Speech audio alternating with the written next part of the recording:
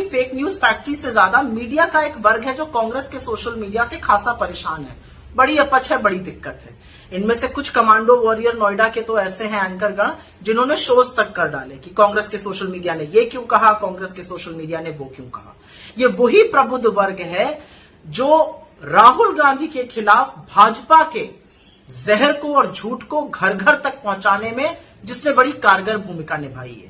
ये वही चरण चुंबक है जिनको राहुल गांधी के खिलाफ बोले हुए अपशब्द सुनाई नहीं देते, जिनको राहुल गांधी की छवि को बिगाड़ने की भाजपा का जो सुनियोजित षड्यंत्र था वो दिखाई नहीं देता, जिनको राहुल गांधी के बयानों को तोड़ मरोड़ करके जो भाजपा झूठा प्रचारित करती है ना वो दिखाई देता है ना सुनाई देता है।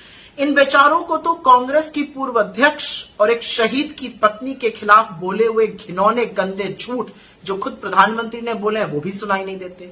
इनको आजाद भारत के प्रथम प्रधानमंत्री नेहरू के खिलाफ बोले हुए अमर्यादित अपशब्द नहीं सुनाई देते। इनको तो महात्मा गांधी का अपमान और गोडसे का महिमा मंडन भी नहीं सुनाई देता। इन बेचारों को सुनाई और दिखाई देता है तो सिर्फ वो सवाल जो मोदी जी से पूछेगा, और उससे फिर क्या फर्क पड़ता है कि वो सवाल तार्किक हो, सच से बुलंद हो, तथ्यों पर आधारित हो, कोई फर्क नहीं पड़ता। तो मेरी ऐसे लोगों को एक चुनौती है और भाजपाइयों को भी चुनौती है। एक वाक्य ऐसा बता दीजिए जहां पर हमने झूठ का और फेक न्यूज का सहारा लिया हो। एक वाक्य बताइएगा। यह सच है कि आप एक वाक्य नहीं बता सकते, और यह भी सच है एक वाक्य ऐसा बता दीजिए जहां पर हमने प्रधानमंत्री के व्यक्तिगत जीवन पर कोई लांछन लगाया हो, जहां पर मर्यादा की सीमा लांघी गई हो। आप एक वाक्य नहीं बता पाएंगे क्योंकि हम लगातार मोदी जी की कुरीतियों पर उनके जुमलों का पर्दाफाश करते रहे हैं, आगे भी करते रहेंगे। उनको सच का आईना दिखाते रहे हैं, आगे भी दिखाते रहेंगे। उनके जुमलों को बेनकाब करते रहे हैं, आगे भी करते रहेंगे। उनके दोहरे मापदंड, नफरतियों और अपराधियों के उनके संरक्षण का पर्दाफाश किया है और आगे भी करते रहेंगे। हमने तो प्रधानमंत्री मोदी के स्वर्गीय माता पिता के खिलाफ न कभी अपशब्द बोले हैं, न बोलेंगे, न उनकी दादी के खिलाफ, न उनके पिता के नाना के खिलाफ हमने जहर उगला, और ना हम उगल सकते हैं, ना हम उगलेंगे, क्योंकि हमारे संस्कार ही नहीं है। हमने तो मोदी जी के नाम, उनके पासपोर्ट, उनकी शिक्षा, उनकी चाल चरित्र, उनके फलानी चीजों पर न कभी झूठ प्रचारित किया है, न करेंगे। लेकिन हां, हम उनके खोखले दावों को जरूर बयां करेंगे, हम उनके भयावह जुमलों पर जरूर प्रकाश डालेंगे, क्योंकि ये हमारा काम है।